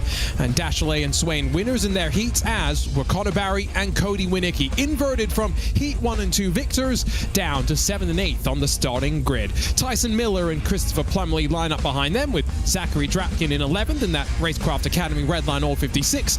Alongside him is Dennis Mickelson. Crystal King 13th. Hadley Boyce is 14th with Mason Prater and Thad Countryman on row number 8. Tyler Shattuck, Trenton Briley squeak their way through an LCQ alongside Matt Adams and Eric Jones to line up at the very back of the starting grid. And let's not forget that as we get set to go for the 12 laps here today, our competition caution comes at the end of lap number 5. The field will be backed up and packed up, and we'll shoot them out once again as some of the drivers getting ready to go. Dave, great thing about tonight is during the comp caution, we'll talk to whoever's leading before we get the race back underway. Question, will that be Luke Knupp again, or is Connor Barry coming out swinging out there? It's going to be an interesting one. It reminds me of the battles that those kids had in the mod cars back in the day. Talk about 2 drivers that brought it, man. Those guys would go back and forth. And any one day, one of those guys, they get next to each other, expect a good battle. I'm waiting for some more Mod Kids documentaries to drop, which there are some more in the can from what I understand. Yes. I just have to get them released. That's all we're waiting for. That's all I'm asking for. Knupp, Winkler front row, DeShore, Edmondson behind them. There's some drivers who have no qualms about getting the elbows out. And compared to last time, Dave, you called this out earlier, not a standing start and not 10 wide. Instead, we're 2x2 and 20 trucks deep. Yeah, that makes it interesting. And do you hear that, Chris James? We need another Mod Kids movie. To where they are now. I think that would be a good one. Oh, that would be a great one as well. Connor Barry would be unrecognizable between his first appearance and his appearance nowadays. Of course, I did see some chatter going on in our YouTube earlier on as well. Real world short course action to kick back off as well. Wheatland. So looking forward to some of these drivers heading out there into the real world as well. But Dave, we're ready to go. Who comes out on top? Time for me to throw you under the bus and ask for a prediction. Okay, it's going to be a guy in a Pro 4 or a gal. I'm going to go. I'm going to throw myself out there. I'm going Keaton Swain. 2 wins in a row. Can he do it from down in 5th position? We're off and away in the rolling hills of Michigan. And Luke Knupp's jumped his way clear to the race lead. Winkler and DeShore, some contact between the 2 of them as they sweep through the opening corner. Connor Barry still in 7th. Cody Winicki's 8th. So no change for those 2 down in the mid-pack of the top 10. Out of the left-hander, they're contacting with one another. There's some argy-bargy and some drivers struggling off the corner.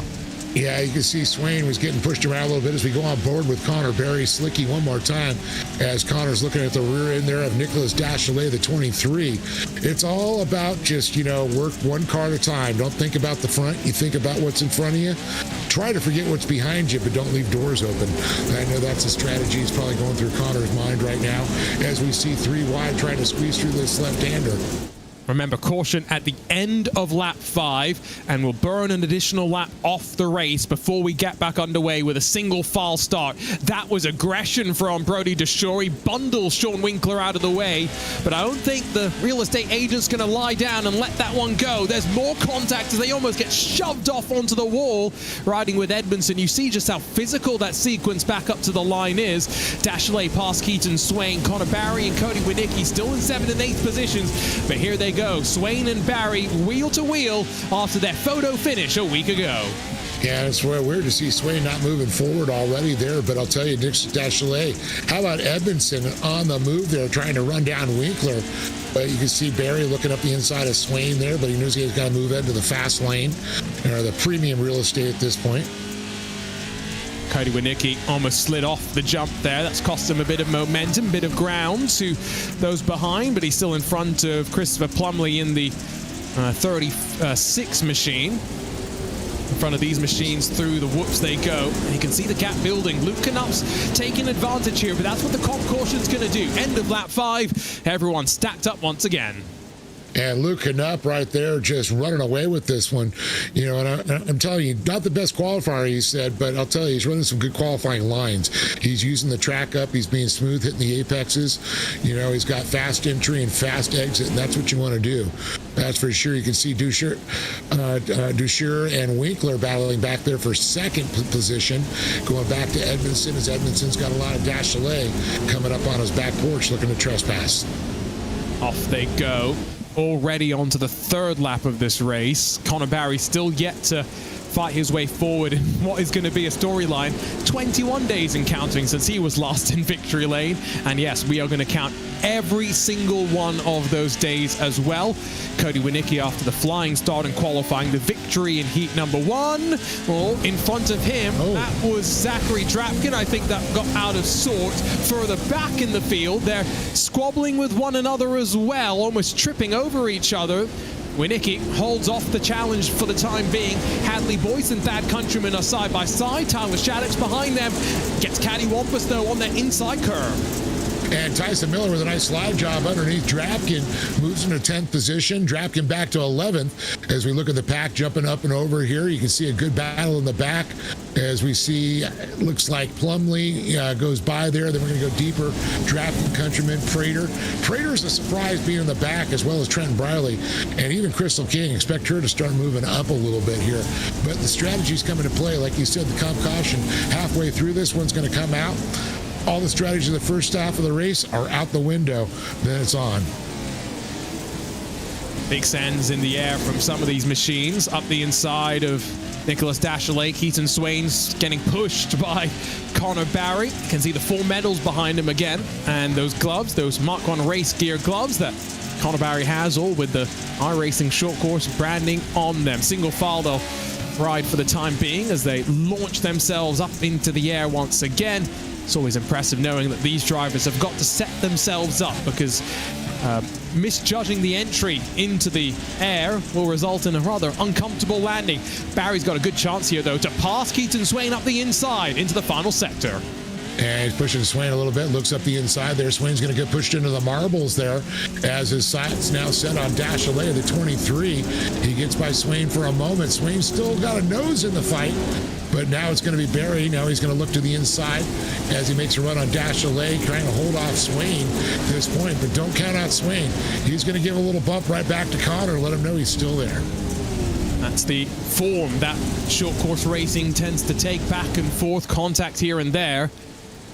The drivers, for the most part, know that Race Control, who do most of their work after the fact, there's points penalties galore through the championship standings, keeping a watchful eye on all proceedings. So change that was made during the seasons. Drivers no longer have to report incidents. Race Control's looking at every little bit of contact on every lap. Just imagine the workload they're adding to themselves. Edmondson and Dashley, they've swapped around for 4th and 5th position, but we're on lap 5. We're going to pack things up at the end of this lap, and Deshore and Winkler starting to go at it for 2nd spot. Yeah, great battle between Dusher right now. Winkler trying to get up into that mix there. But you can see Knupp, he's got a good lead.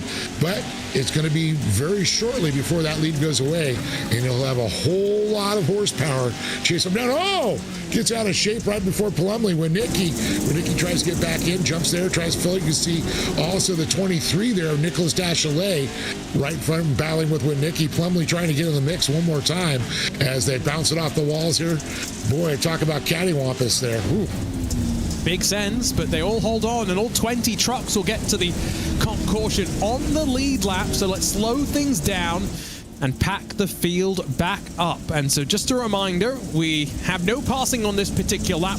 We'll burn it off the board, if you will, and we'll restart in just a few moments' time with 6 laps left to go.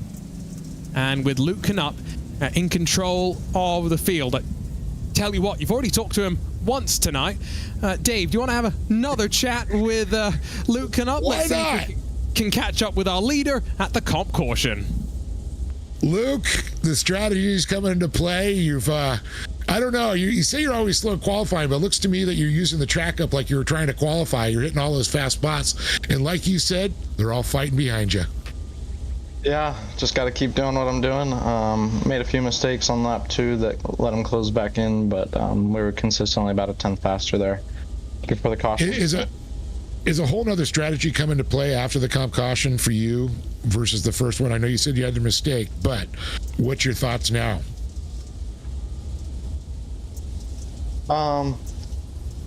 Just gotta hit my mark still.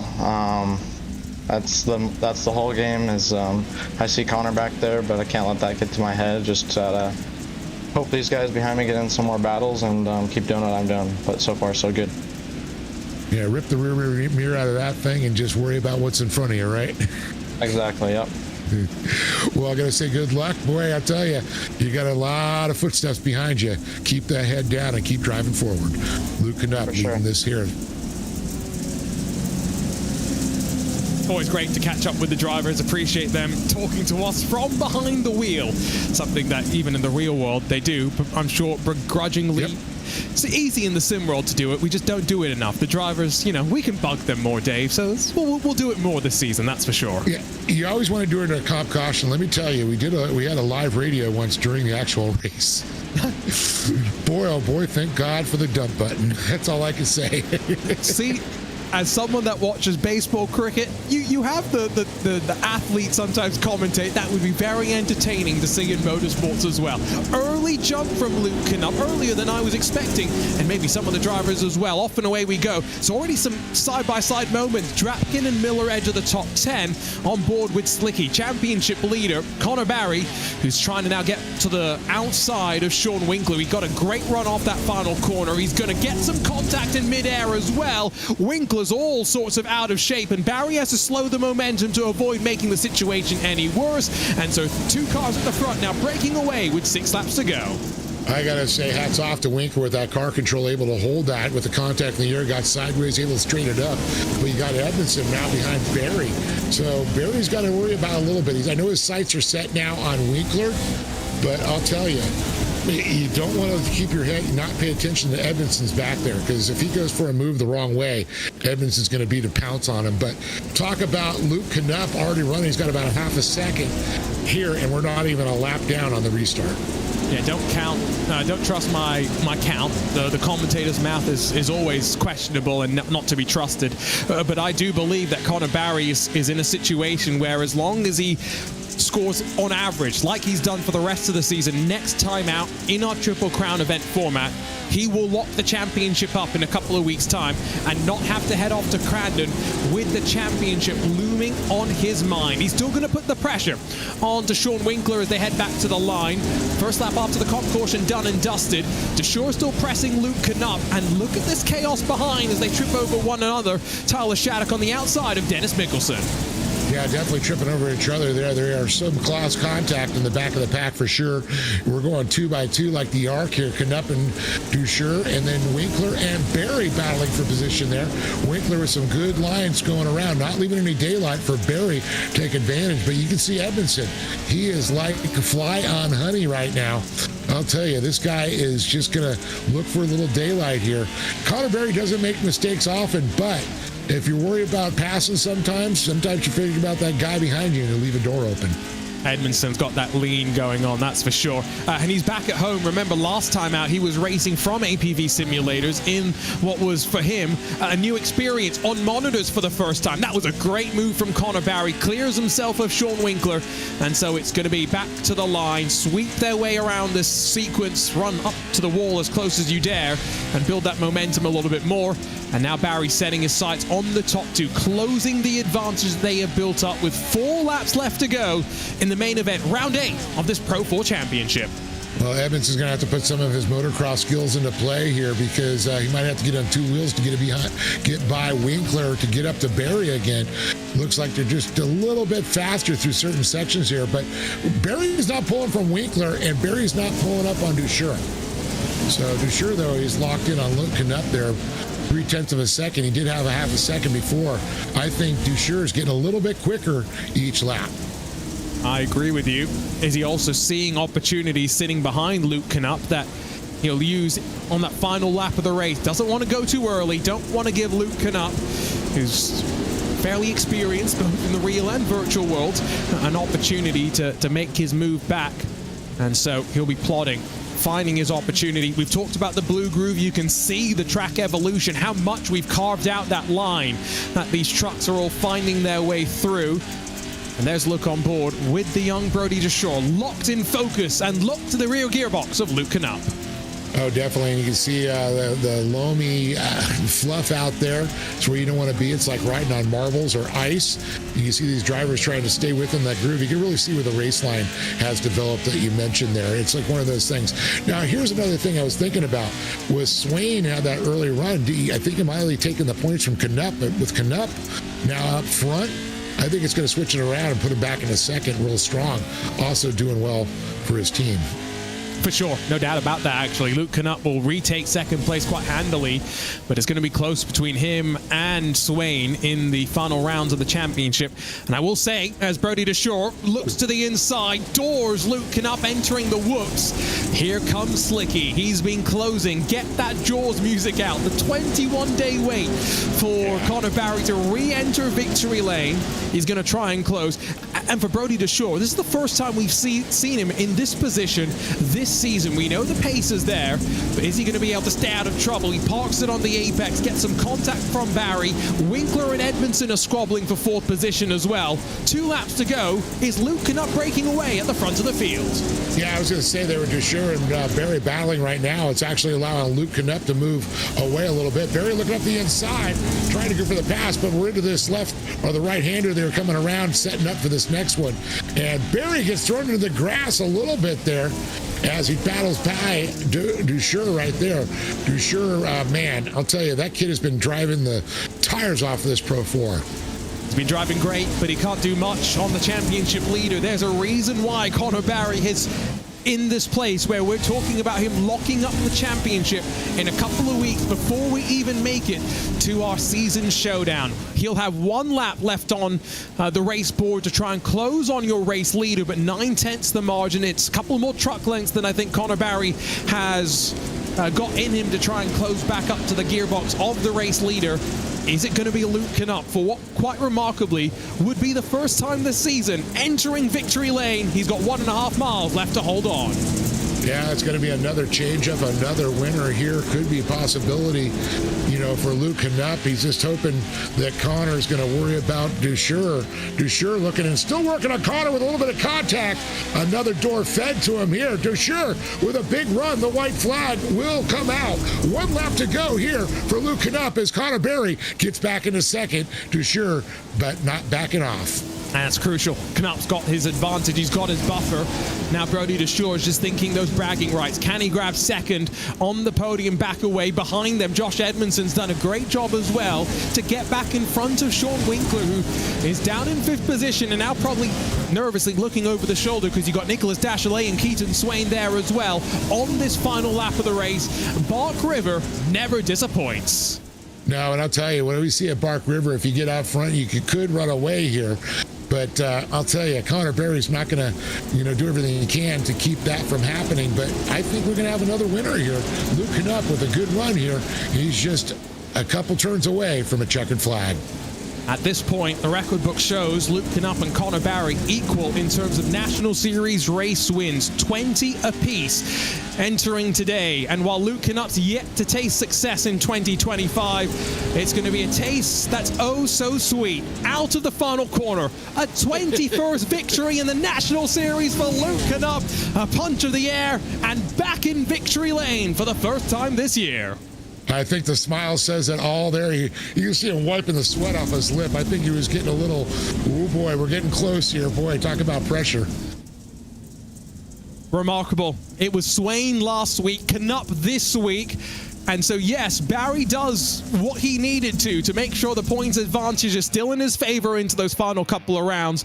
But Luke Knupp reminding the world, even if the championship might not be his, he's going to be counted come the Pro 2s and the World Cup later this year. 1.6 seconds the advantage for the Team Gold driver over Barry in the Channel 199 sim racing machine, while Brody DeShaw, first podium of the season, and he'll be delighted with that one to say the least. Edmondson and Winkler, the top five. A good day for Factory Sim Sport to get 6th, 7th, and 8th, as much as they might have wanted a bit more, with Zachary Drapkin and then Cody Winicki down in 10th position. I'm sure he'll be frustrated, but the pace has been there this calendar year. Thad Countryman 11th, Tyson Miller 12th with Bradley Prater, Shattuck King, Boyson Adams the top 18, Mason Prater and Dennis Mickelson the rest of the results. Mason Prater actually finished further up the starting order, but had a in-game penalty to serve after cutting the course, and that drops him down the running order as a result.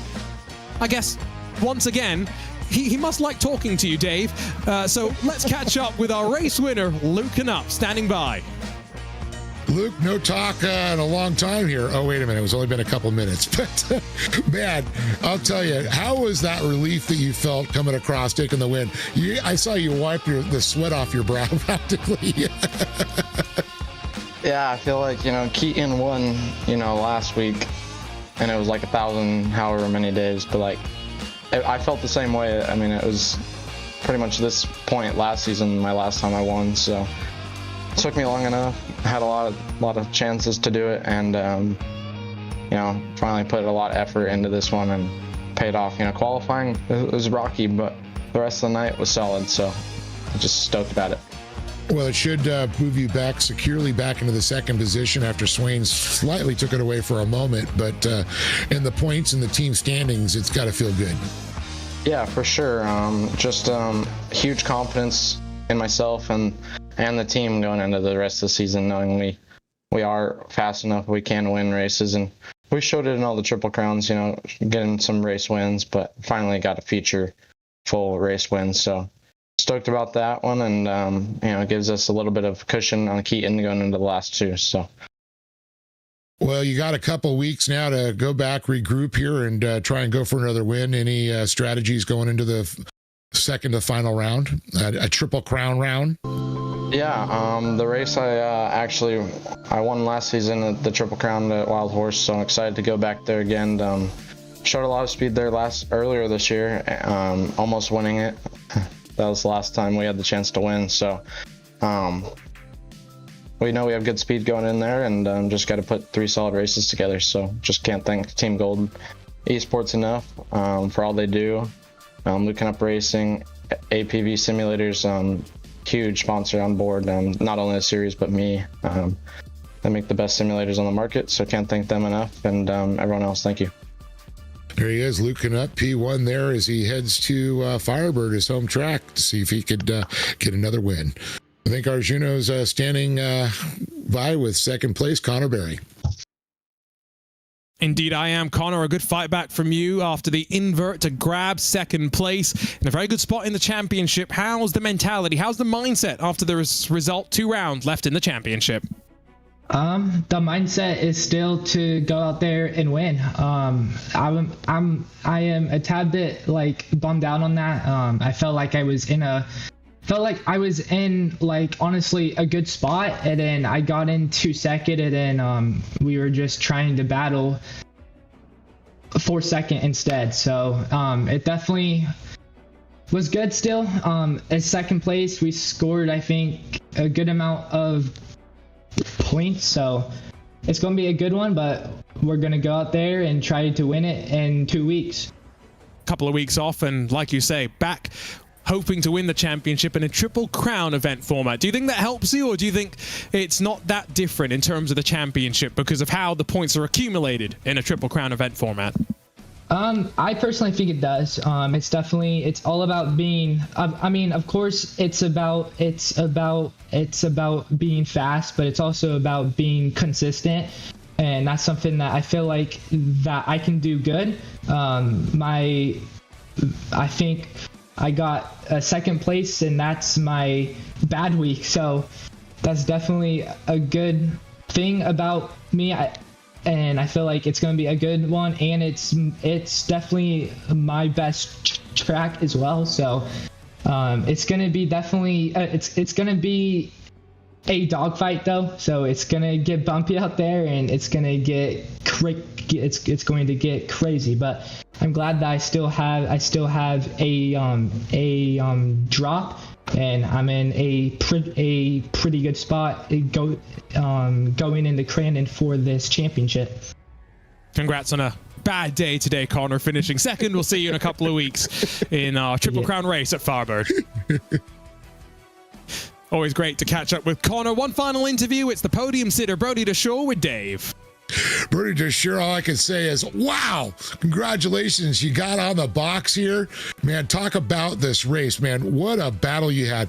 Up to second, trying to chase down Luke Knupp. But the battle with Connor Berry, man, you did not give up. You were right there. You had the speed. I mean, talk about the time you put in. Yeah. I was not expecting this at all coming into this week. Or this whole season was just learning for me, and I got that invert, and I was just gonna do my best to hold my own and stay in the top 5, and we did it. I was just so fast tonight. I felt so good finally for once, and if I'm gonna lose to anybody, I want to lose to Luke and Connor. Those are two of the best in the business, and I just can't be happier. That was awesome. Does it give you a confidence boost now that it's like, okay, I know I can do it? Absolutely. I mean, only a few rounds to go. And we got racing in real life next week. I couldn't be in a better mood now, and definitely confident going into the next race coming up. Well, I got to say, man, you impressed us all, man. You really stepped your game. It seemed like something just clicked with you, and all of a sudden you just found it. Well, the Triple Crown here, I made the show, and I played my way all the way through the invert through the 3 races, and then I got a top 5 out of it, and so I was pretty confident coming into this week that I could do good, and it all just worked out, and the invert definitely helped me so much for that feature race. I couldn't ask for a better result. I gotta say, and you once again, you impressed us all. I mean, really showed you had some speed to run their contenders from 5th to 3rd. Wow. What is your strategy now going into Crandon? You gonna put some practice in there, or what's going on? Yeah, I'm definitely gonna practice for Crandon. I'm not the greatest there. There's a lot. These guys are very, very good at Crandon. We're gonna practice, do my best the rest of the season, and just have some fun. Well, Brody, I know you probably got some people that help you out through this, and I think it's time to give them a little love because you made the box. Yeah, Iridium Sim Sports for all the stuff on the sim, Concut, Sharp Apparel, Rendezvous Bar and Grill of Luxembourg, Bikeman Performance, MRT Tires, MM Motorsports, all the guys that race with me over here on the sim, Eric and Hadley especially, for running this every week with us and believing in me. Anybody else I missed, you guys for broadcasting this whole series, for putting it on so that we have something off-road, and anybody else I missed, thank you guys so much. Well, congratulations once again to Brody DeShore, P3. He made the box. He's on a roll. Let's see what he's going to do going into Crandon. Couple of weeks off for us. We'll be back from Firebird Motorsports Park for another one of our Triple Crown events, the final one in our Pro 4 National Series. Connor Barry hoping to lock up the championship, but that's all for us here today. For Dave Arnold alongside myself, Arjuna Kangi Party, thanks for joining us for iRacing short course action on RaceSpotTV.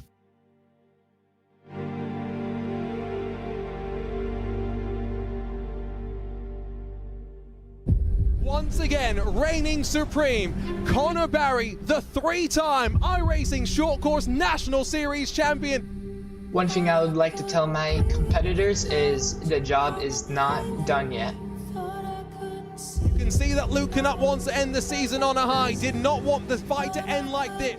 Second place in the championship, but that's not over yet. But the championship leaders banging and rubbing doors on the run towards the line. Whoa. Connor Barry tried everything. Experience from the real world to the virtual as well, because then Dashley makes a mistake. It's going to be a new Dashlette this year, so hopefully this means that I'll be running up front more. And history made! Team Gold and Briley on top. One thing I'd like to tell all the competitors for 2025 is watch out, Team Gold's coming. The 2-year wait for victory lane may continue for Keaton Swain. Winning is important. You know, I show up to win, so obviously winning is everything.